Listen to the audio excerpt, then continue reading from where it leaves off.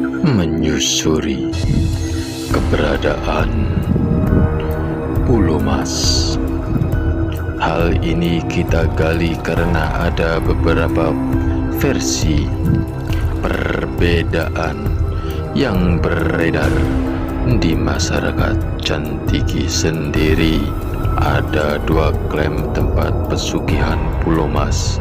Yang pertama berada di desa Cantigi Wetan. Yang kedua berada di desa Cantigi Kulon, Kecamatan Cantigi, Kabupaten Indramayu.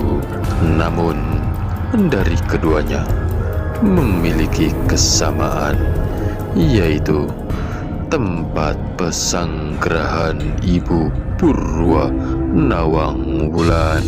Cerita rakyat adalah salah satu cerita masa lampau yang berkembang secara turun-temurun dan beredar di masyarakat.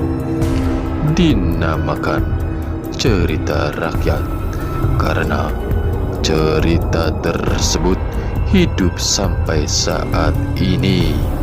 Pada umumnya, cerita rakyat ini mengisahkan mengenai suatu kejadian di suatu tempat atau asal muasal suatu tempat. Tokoh-tokoh yang dimunculkan dalam cerita rakyat pada umumnya diwujudkan dalam bentuk binatang, manusia, ataupun dewa. Kita akan membahas tentang Pulau Mas. Ada beberapa versi tentang Pulau Mas yang beredar di kalangan masyarakat. Yang pertama, kerajaan jin yang luas dan megah. Versi pertama digambarkan Pulau Mas Cantigi itu ialah kerajaan jin yang begitu megah, yang terdiri di belantara Cantigi. Menurut juru kunci Pulau Kuntul atau disebut juga Buyut Kuntul, penyingkiran kidul Pulau Mas yang asli berada di Cantigi Kulon yang dinamakan Krapyak. Sementara yang berada di Cantigi Wetan ialah keraton ruang rumah tamu bangsa lelembut atau jin. Ketika mengadakan kunjungan sementara, Pulau Kuntul adalah pintu gerbang masuk kerajaannya. Selanjutnya, versi Nawang Wulan dilamar Raja 25 negara. Versi kedua Pulau Mas ialah tempat pesanggerahan Ibu Dewi Nawang Wulan. Ketika saat itu Cantigi masih lautan dan hutan belantara. Dua tempat yang ditenggarai bernama Pulau Mas ialah tanah timbul tempat Nawang Wulan singgah dan beristirahat. Diceritakan dalam peristiwanya saat itu Cantigi menjadi jalur perdagangan para saudagar dari berbagai negara. Lalu lalang melewati laut. Berlalunya waktu hingga akhir keberadaan Nawang Wulan diketahui oleh para saudagar dan raja yang biasa melewati laut Cantigi. Terpaut hatinya dari ke-25 raja dan saudagar melawar Nawang Wulan dengan berbagai sasrahan atau mas kawin berupa beberapa emas, intan, dan berlian, hingga menimbulkan tanah timbul yang tadinya ditempati Nawang Wulan. Terpaut hatinya dari ke-25 raja dan saudagar melamar Nawang Wulan dengan berbagai sasrahan atau mas kawin berupa beberapa emas, intan, dan berlian, hingga menimbun tanah timbul yang tadinya ditempati Nawang Wulan.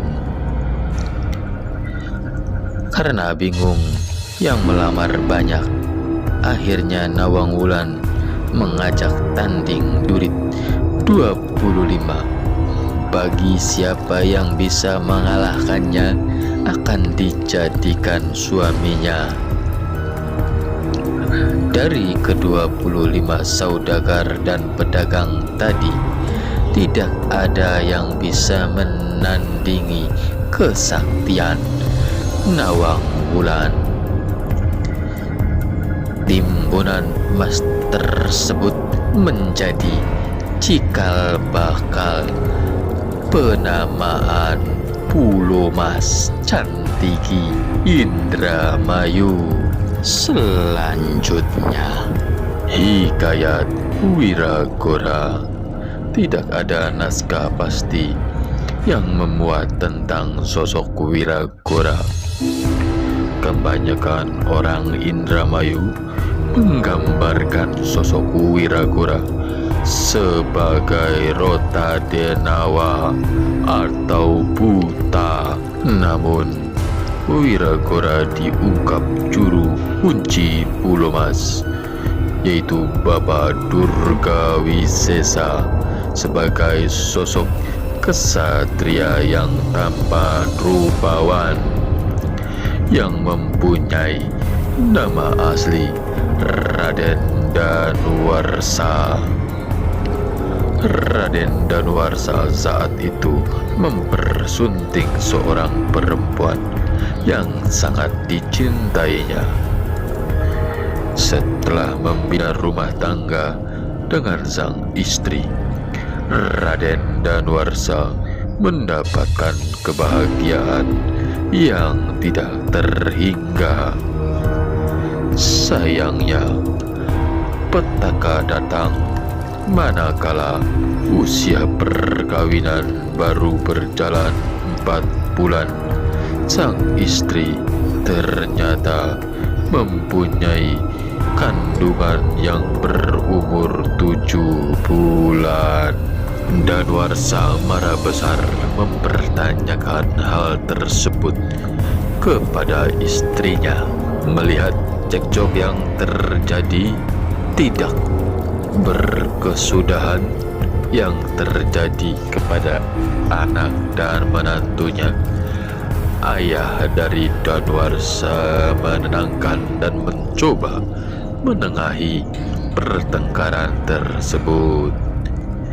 Dirinya meminta anaknya untuk menerima keadaan istrinya dalam keadaan apapun, tidak menerima yang terjadi. Begitu jengkelnya Danuarsa tetap marah dan melawan nasihat dari sang ayah, hingga akhirnya Danuarsa diberi nama Wiragora. Mendapati bentuk tubuhnya berubah menjadi Wiragora, pamit meninggalkan rumah dan diberi bekal ribuan batang emas oleh sang ayah sebagai bekal. Mendapati kekecewaan yang mendalam, pergi meninggalkan rumah. Pada akhirnya sampailah Wiragora di Jongor ujung Sungai Cimanu dan mengubur emas tersebut di pasir Sungai Cimanu. Dirinya bertemu dengan Ibu Purwa Nawang Wulan supaya diizinkan tinggal di Pulau Mas. Wiragora menceritakan hidupnya kepada Ibu Purwa Nawang Bulan. Dirinya berpesan kepada anak cucu manusia di kemudian hari, bagi siapa saja yang ingin mendapatkan emasnya, dikubur di pasir Jongor ujung Sungai Cimanu. Yang dikubur pasti akan diberikan, dengan catatan ketika meninggal nanti bersedia dijadikan temannya di Pulau Mas. Versi selanjutnya, Kerajaan Raden Werdinata. Kisah kerajaan Werdinata dan patihnya yang terkenal Mahapati Jongkara ternyata berbeda tempat dengan Pulau Mas yang diceritakan dari hasil penelusuran Napak Tilas. Petunjuk juru kunci letaknya kurang lebih 150 meter dari Pulau Mas yang berada di Cantigi Kulon.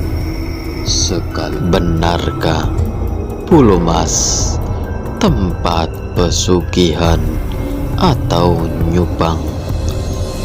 Ketika meminta di Pulau Mas akan menjadi kaya raya. Sekali lagi penulis memaparkan ini cerita rakyat, ialah salah satu cerita masa lampau yang berkembang secara turun-temurun dan beredar di masyarakat. Dinamakan cerita rakyat karena cerita tersebut hidup sampai saat ini. Penulis berharap penonton dapat bijak memandang dari sudut pandang manapun, karena ini diangkat dari cerita rakyat. Mungkin itu saja yang dapat saya sampaikan. Kurang dan lebihnya saya mohon maaf. Sampai jumpa di lain video. Jangan lupa untuk mendukung dan mensupport channel ini dengan cara klik tombol subscribe dan like. Sekian dan terima kasih. Please subscribe my channel.